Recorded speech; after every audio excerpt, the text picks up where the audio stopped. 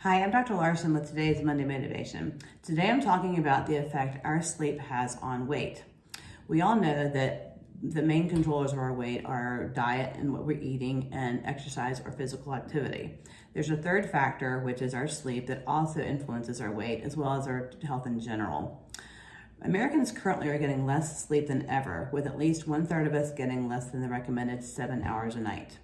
Studies have shown that getting 7 to 8 hours of consistent sleep decreases the risk of weight issues as well as many other chronic diseases. So it's a very important thing that is often overlooked. Inadequate sleep causes changes in our brain and our body that alter our metabolism, our hormone levels, our ability to exercise, and even what we eat. Our appetite is mainly controlled by two hormones, leptin and ghrelin. Leptin is a signal that tells us that we're fine, we're satiated, and we don't need to get more food. Ghrelin is a signal that tells us we're hungry, we can't think about anything besides food, and gives us that drive to find food. So the balance of leptin and ghrelin is very important in our weight management. Sleep deprivation dysregulates the balance in favor of ghrelin, so it makes us hungrier and end up eating more food.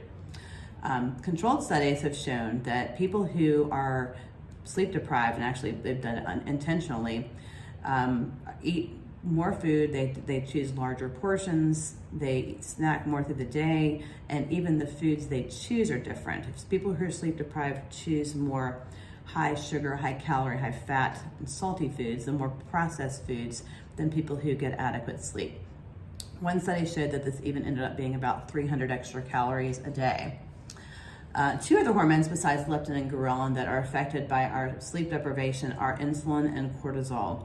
Insulin is obviously necessary for blood sugar management in our body, but it also is a main signal for storage of energy or storage of fat. People who are sleep deprived are more insulin resistant, meaning they need higher levels of insulin to do the job. So with higher levels of insulin, we're more apt to store more fat. The same thing happens with cortisol. When you're sleep deprived, it actually acts like chronic stress on our body where we have higher levels of cortisol through the day.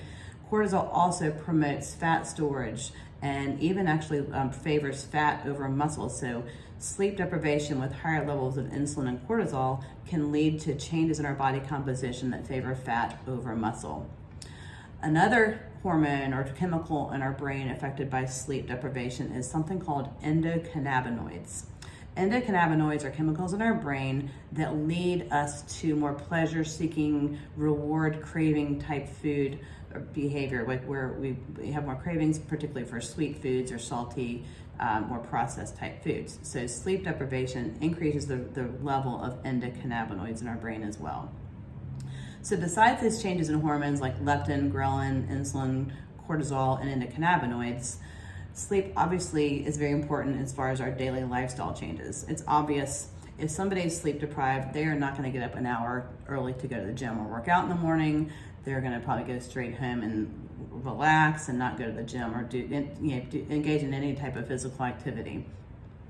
Another way it could affect is that we're less apt to meal plan, prep, take time to chop and cook food at home. We're more apt to go through a fast food drive-through or order takeout or just eat whatever happens to be in our pantry, which may not be the best choices. So there are a lot of reasons that sleep deprivation affects our weight.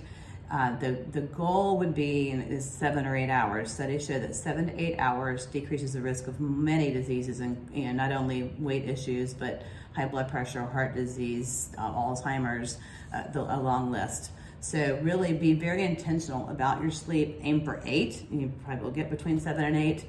If you have problems, if you think you're doing everything you can, you might want to talk to your healthcare provider, because sometimes there are some medical conditions that can alter your sleep or lead to decreased quality of sleep.